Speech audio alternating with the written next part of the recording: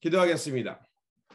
좋으신 하나님, 오늘도 저희들에게 이 아침의 시간을 허락하여 주시고 또 이렇게 깨어서 주의 말씀을 붙들고 하루를 출발할 수 있게 하시니 감사를 드립니다.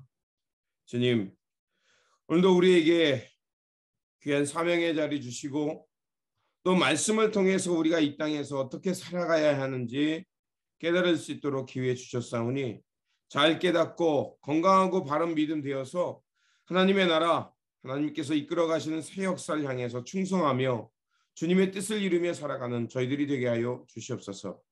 우리 구주 예수 그리스도의 이름으로 기도드립니다. 아멘.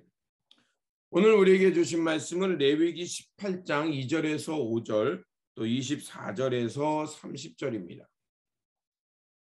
너는 이스라엘 자손에게 말하여 이르라. 나는 여호와 너희 하나님이라. 너희는 너희가 거주하던 애굽 땅의 풍속을 따르지 말며 내가 너희를 인도할 가나안 땅의 풍속과 규례도 행하지 말고 너희는 내 법도를 따르며 내 규례를 지켜 그대로 행하라. 나는 너희 하나님 여호와니라. 너희는 내 규례와 법도를 지키라. 사람이 이를 행하면 그로 말미암아 살리라. 나는 여호와니라. 너희는 이 모든 일로 스스로 더럽히지 말라. 내가 너희 앞에서 쫓아내는 족속들이 이 모든 일로 말미암아 더러워졌고 그 땅도 더러워졌으므로 내가 그 악으로 말미암아 벌하고 그 땅도 스스로 그 주민을 토하여 내느니라. 그러므로 너희 곧 너희 종족이나 동족이나 혹은 너희 중에 거류하는 거민이나 내 규례와 내 법도를 지키고 이런 가증한 일에 하나라도 행하지 말라. 너희가 전에 있던 그 땅 주민이 이 모든 가증한 일을 행하였고 그 땅도 더러워졌느니라. 너희도 더럽히면 그 땅이 너희가 있기 전 주민을 토함같이 너희를 토할까 하노라. 이 가증한 모든 일을 행하는 자는 그 백성 중에서 끊어지리라. 그러므로 너희는 내 명령을 지키고 너희가 들어가기 전에 행하던 가증한 풍속을 하나라도 따름으로 스스로 더럽히지 말라. 나는 너희 하나님 여호와니라. 아멘. 오늘 본문 말씀은 하나님의 거룩한 백성으로서 이제 부적절한 성의 그 풍습을 피하고 바른 성윤리 속에서 살아가라는 말씀입니다. 레위기 18장의 구성은 이렇습니다. 1절에서 6절까지는 성결에 관한 것, 성결이 무엇인가에 대해서 말씀해 주시고요. 그리고 7절에서 18절까지는 이제 잘못된 그 풍습 속에서의 그 잘못된 타락한 성관계를 말하고 있습니다. 그리고 그래서 그런 잘못된 풍습을 따르는 그것을 피하고 또 특별히 근친상간을 금하는 명령입니다. 그리고 19절에서 23절은 특별히 다른 유형의 성관계를 금지시키고 그리고 몰래 밀곰이죠. 그 블레셋이 섬겼던 밀곰 신에 대해서 그것을 숭배하는 것을 금하게 했습니다. 그리고 24절에서 30절은 바로 오늘 본문 말씀의 결론 부분이죠. 그래서 하나님 앞에서 너희들이 정결하고 또 하나님의 그 명령을 따라 살아라는 거죠. 우리에게 있어서 우리는 아무래도 이제 그 유교 문화가 있기 때문에 이런 성의 부분을 말하는 것을 또 드러내는 것을 굉장히 불편해하고 그것을 마치 잘못된 것으로 합니다. 그러니까 자꾸 숨기고 어두운 부분에서 드러나다 보면 왜곡이 일어나고요. 그리고 더 악한 방식으로 그것이 표출됩니다. 그렇기 때문에 그것을 터부시 여기거나 또 그것을 무조건 금기만 해서는 안 됩니다. 우리에게 있어서 그것을 바르게 가르칠 수 있는 그 생각의 전환도 필요합니다. 그래서 건강하게 그 밝은 영역에서 가르칠 때 결국 우리가 건강한 성윤리를 가질 수 있습니다. 그래서 오늘 본문을 보면 구체적인 그 금기 사항들에 대해서 말합니다. 그러니까 성윤리를 말하는 거죠. 여기에 보니까 우리가 생각조차 하지 않았던 일들이 그것을 금합니다. 그러니까 어머니를 범하지 마라, 자매를 범하지 마라, 이모, 고모, 손녀, 며느리 등등 무려 13가지의 그 가족 관계 속에서 나타나는 잘못된 성풍습, 그것을 금하는 것을 볼 수가 있습니다. 자, 이런 것들을 금하는 규례가 나왔다는 건 뭐겠습니까?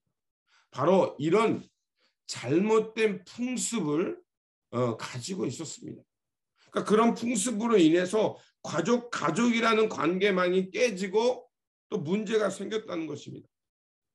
결국 이런 것들이 있었다는 것은 그 당시에 아직까지는 그 정립이 되지 못했기 때문에 성윤리나 그런 관습이 정립되지 못했기 때문에 근친상간이라든지 또 가까운 가족 관계 속에서 이런 잘못된 성행위를 통해서 결국 문제가 생기고 또 그 가족의 구성원의 관계가 깨어지고 더 나아가서 공동체까지도 흔들리게 됐다는 것입니다.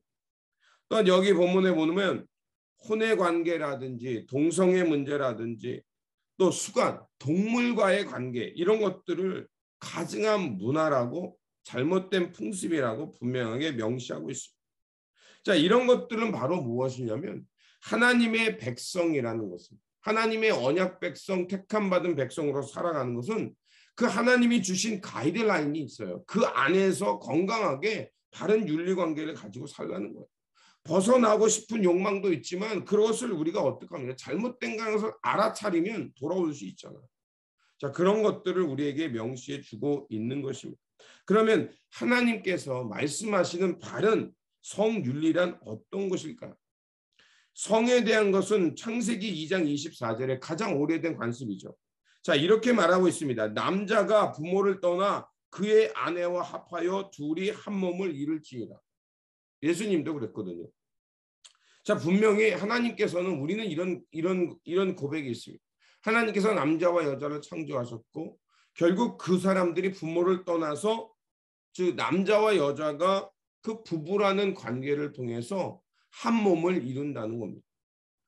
남자와 여자가 만났으면 둘이 돼야 되는데 왜 한 몸이라는 표현을 말씀하셨을까? 결국 연합이라는 그 은혜, 하나님께서 말씀하시는 그 생명의 윤리 속에서 이 연합이라는 윤리의 관계를 바로 이런 표현으로 말씀하고 있는 것입니다.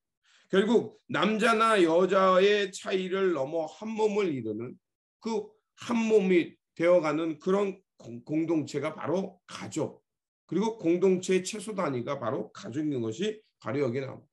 그리고 복음서나 계시록에서 마지막 때 마침내 하나님께서 이 땅을 하나님의 평화로 완전하게 통치를 이룰 때, 그럴 때 우리가 하나님과 일치하여 완전한 은혜의 사상을 살아갈 때를 바로 이런 결혼 풍습, 신랑과 신부가 결혼하는 이런 풍습을 통해서 우리가 하나님과 연합을 이루며 살아갈 수 있다라고 말하고 있습니다.